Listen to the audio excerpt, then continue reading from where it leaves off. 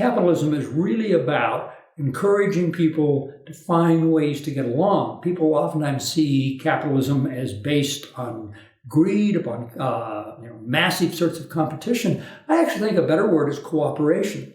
And so I think we need to repackage what capitalism is. Markets are really about people figuring out ways to coordinate with other people. And so the reason I like capitalism is because with property rights and prices in place, then people look for ways in which they can advantage other people. That's a good sort of a thing. And I do think that some of the rhetoric surrounding capitalism doesn't particularly capture what it's about. And it's really about giving people freedom, encouraging them to do things and get along. And those incentives need to be in place for what we might think of as the non-material things as well as the material things. One of the most pressing threats to human freedom is the desire of people to run lots of actions through government planning.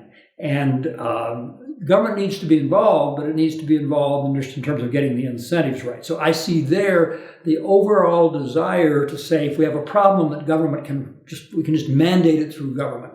And so I see that as the biggest sort of an issue. I think there's water issues around the world.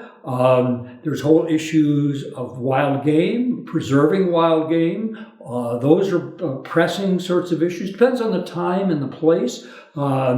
There's issues in the United States of land use that applies to other parts of the world. The issue of climate change is an interesting one, and the interesting one there is because the science is unsettled, and we have to work through both the science, get more agreement on that, but then we also need to think about the incentive structure there. And that's a more difficult one because we're now talking about a transboundary international sort of a problem, and that becomes even more difficult than, say, a localized problem.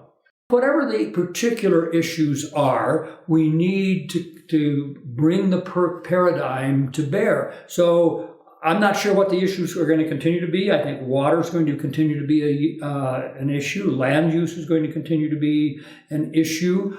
Air quality, all those sorts of things. So it's pretty hard for me to say exactly what sorts of things that PERC will be doing. My main interest is using this particular way of thinking about freedom, thinking about incentives, thinking about ways of human cooperating.